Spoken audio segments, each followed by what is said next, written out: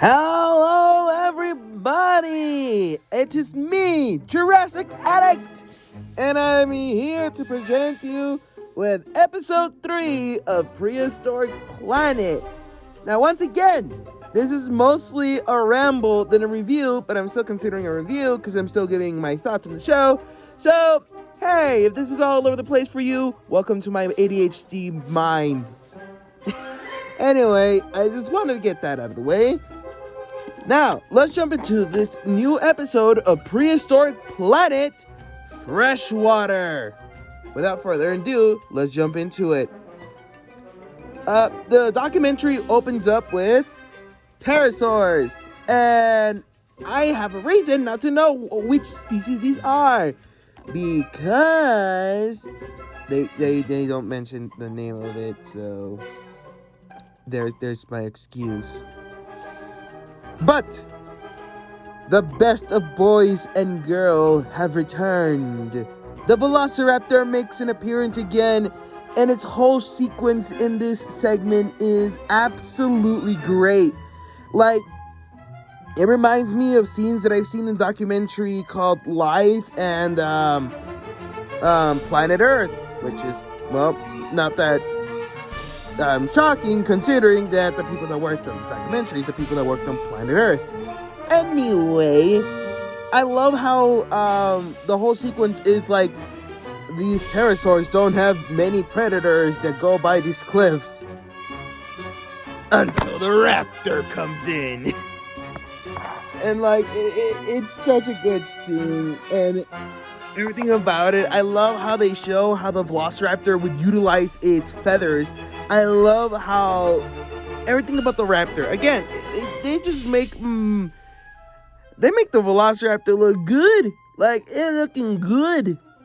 I love the way it looks. I like the way it hunts. I like the way everything. And also, there's a scene. Maybe it's because I was slightly falling asleep. Not because I was bored, but I was exhausted from that night. But there's a scene where the raptors get into position to attack the pterosaur. I did not see the freaking male raptors in the bottom. Like, they freaking camouflaged. And again, I like how they based the coloring of the pterosaurs, and aquatic reptiles and dinosaurs based on their surroundings. And it's so good because they just camouflage to the point where I'm like, oh, there they are. But yeah, the entire sequence in the beginning, it's so freaking good. And again, it just shows how the raptors utilize their feathers, their wings, and everything. Because once the female attacks, the raptors get attacked by an entire colony. But then the female's like, nope, I'm out of here. So she literally jumps off the freaking cliff. And she looks like she takes a big tumble, but she just shakes it off because all that feathering protected her. And also, she sort of was flapping around and gliding, so that's why she didn't take too much damage. But she takes a fall, and she literally lets like the male raptors just freaking, basically, she's like, you know what, you deal with it, I'm gonna go have my snack, bye. She literally left the male raptors behind to rot and get attacked while she just enjoys a snack. Oh my god. But yeah, the whole beginning sequence with the Velociraptor and pterosaurs, very freaking good. And then next we have the Tyrannosaurus Rex, which it doesn't do much in this episode. But the camera work and the cinematography, like, it begins with the corpse of the Triceratops, and you're like, whoa, what killed it? Could have been a T-Rex, or could have been another big carnivore. Like, it zoom in on its corpse, you zoom in on its eye that has like a fly on it. And then, the bada bing, bada boom, you have a T-Rex. And then the cinematography, everything about this, so good. Like, parts of it gave me, I'm having a brain fart. It gave me feelings that I was watching like a horror movie or something like that. Like, it gave me those type of vibes, and I loved it. And honestly, it gave me a bit of vibes of the Lost World. which, hey, I absolutely love that movie. Recently, it was its 25th anniversary, so I do not mind at all. So, absolutely like the segment of the T-Rex, but basically all its segment is like, I'm old. I have a part of my tail is missing. I'm gonna clean myself. Oh, look, a girl. I do a happy dance, and then I do the deed, and boom. That's. Hey. Look, I've been giving Prehistoric Planet a lot of praise, but this episode, like, the strongest point of it was the beginning. The rest is just like, things are there.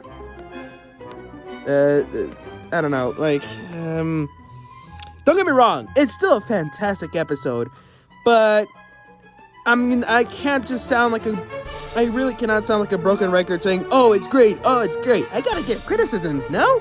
And that's my criticism.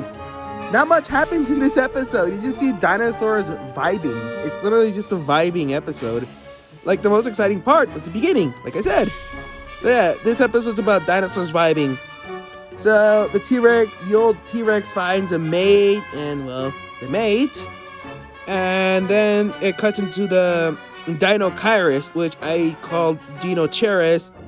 And you can blame the Gaming Beaver for that.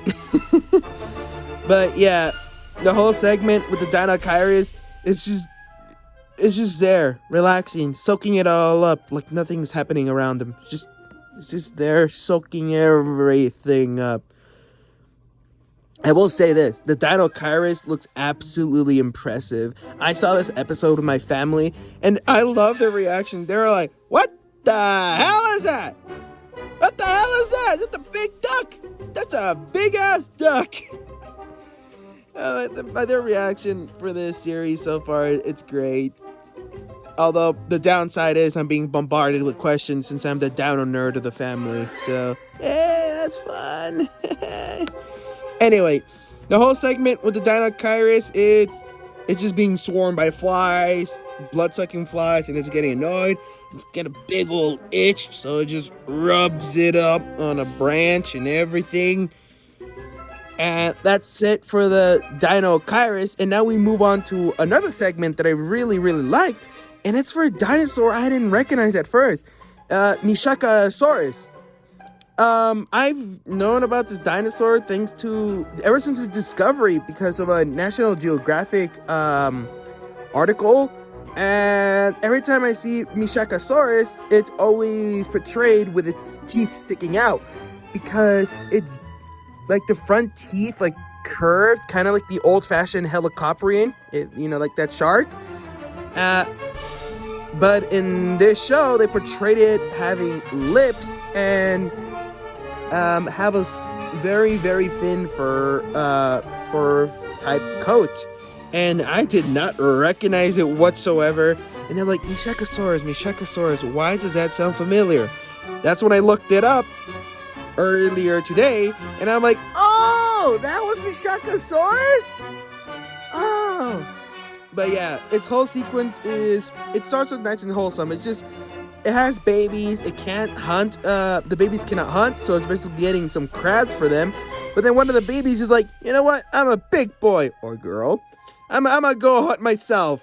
Yeah, that did not end well, because a big old frog comes out, and they're like, that's a good Nishaka Saurus right there. And yeah, it just gets freaking swallowed whole by the freaking bees. Look, I'm gonna be honest, I have no idea how to pronounce that frog. All I know that it's an Ark Survival Evolved, and my friends hate me for having an army of those.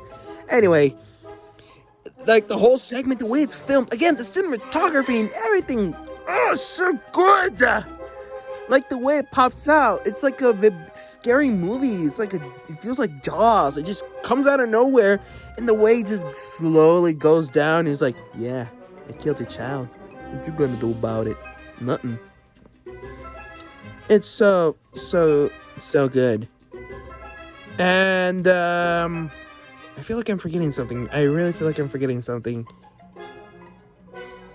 I really feel like I'm forgetting the final segment. I will say the reason why I feel like I'm forgetting something, I'm not gonna lie, it was kind of forgettable because the only thing I remember is that it talks about how maybe possibly Elasmosaurus could have went from the ocean to freshwater creeks, similar to bull sharks or saltwater crocodiles.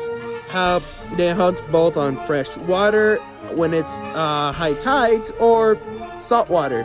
So I thought that whole sequence was pretty neat. But it just went by so quick that I'm like, oh, it's over. Oh, okay.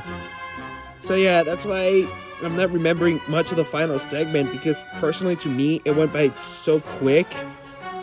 And again, if I forget it, I am so sorry.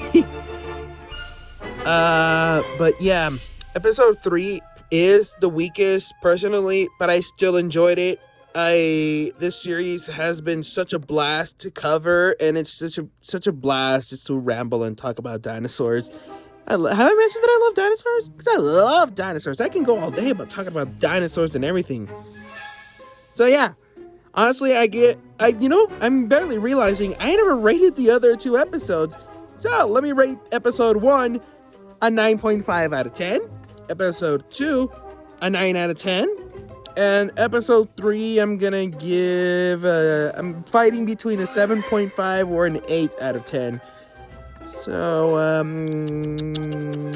I'm gonna give it a 7.5 out of 10. Like I said, that's not a bad thing. I still very much enjoyed myself watching episode 3. I'm excited for episode 4 tonight, especially since it has one of my favorites, Pachyrhinosaurus, and a dinosaur that we're going to see in Jurassic World Dominion, which is Atrocity Raptor. So, hey, I'm excited for that. Anyway, that's enough rambling for today. I'll see you guys tomorrow for episode 4. My name's been Jurassic Addict, and I hope you subscribe and like this video. If you like this rambling and chit chat and yabba and yibber yab, and just me just going on random tangents and just being everywhere, why not like and subscribe? Seriously, subscribe. It won't hurt you. Just click the button and boom. Help me through my journey of growing this channel. Help me through a journey where I can just have a job where I can talk about the things that I love. From dinosaurs, Kingdom Hearts, and Transformers. Anyway, that's enough. You probably clicked out by now. I've been Jurassic Addict, and I'll see you guys next time. Adios!